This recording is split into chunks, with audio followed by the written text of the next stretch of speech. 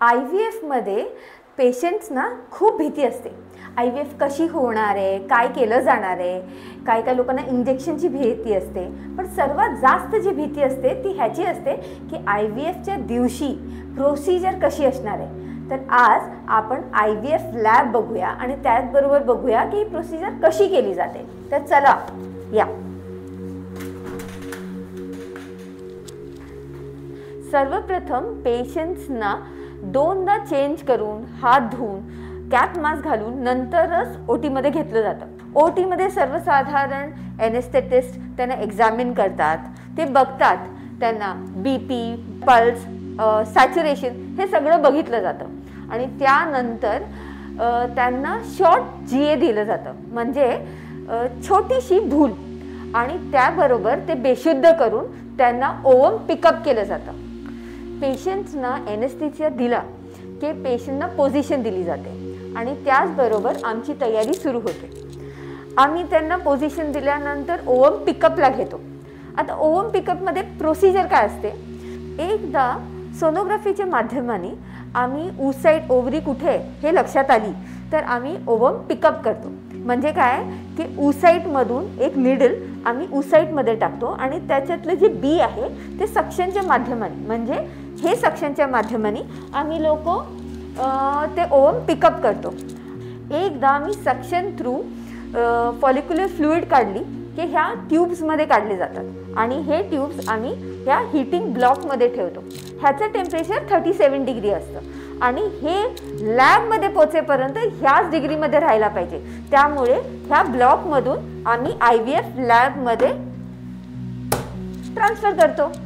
आता हे होती ओटी, IVF ओटी, आणि आता आपण IVF लॅबमध्ये चालूया.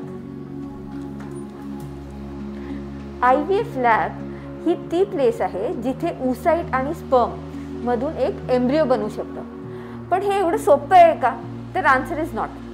ह्या पूर्ण लॅबचं टेम्परेचर एक वेगळ्या पद्धतीने मेंटेन केलं जातं.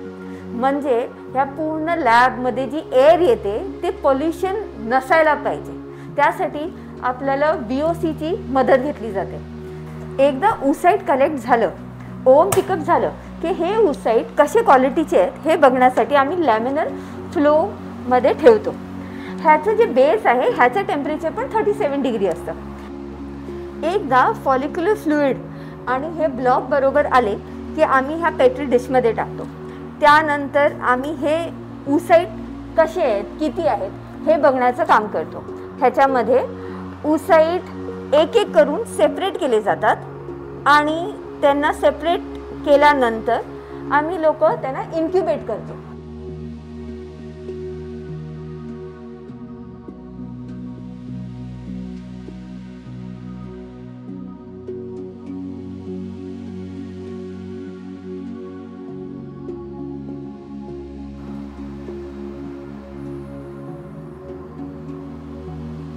अशामध्ये मीडियाजमध्ये आम्ही लोक हे ऊसाईट ट्रान्सफर करतो आणि त्यानंतर ह्या ऊसाईटना आपण इन्क्युबेट करतो.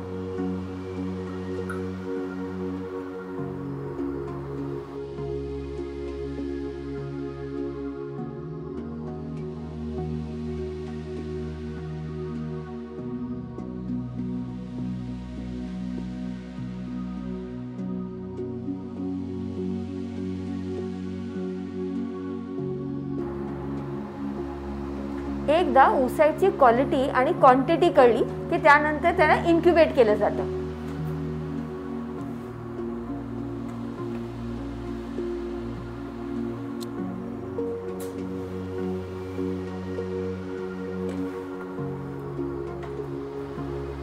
एकदा ऊसाईट इन्क्युबेट झाले की त्यांना आपण इक्सीसाठी घेतो.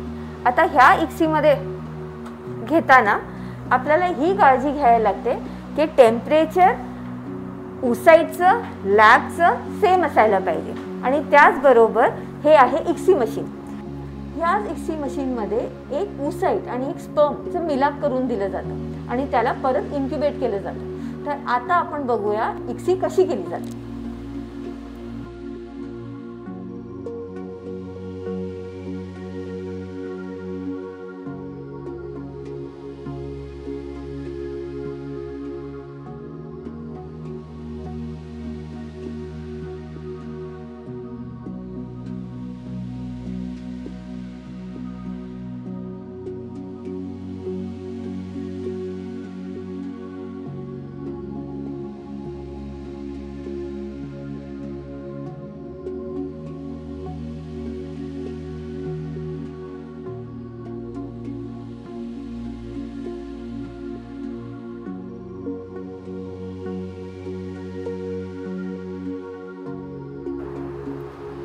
एकदा एम्ब्रियोज बनले डे 3 किंवा डे 5 ला तर ट्रान्सफर तर करायला हवेच.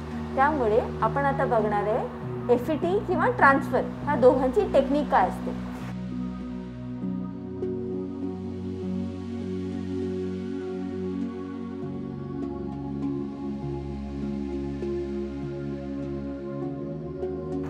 एकदा एम्ब्रियो कॅथेटरवर लोड झालं की आम्ही लोक एम्ब्रियो ट्रान्सफर करतो. एकदा डे 3 डे 5 आलं की आपल्याला एम्ब्रियो ट्रान्सफर करायचे असतात. एकदा एम्ब्रियो कॅथेटरमध्ये एम्ब्रियो लोड झाले की आम्ही हा एक सॉफ्ट कॅथेटर घेतो जे गर्भपिशवीच्या मुखातून सर्विक्समधून इंटरनॉलॉसपर्यंत थांबतो. आणि एकदा इंटरनॉलॉसपर्यंत सोनोग्राफी गायडेड थांबलो की त्यानंतर एम्ब्रियो ट्रान्सफर केली जाते.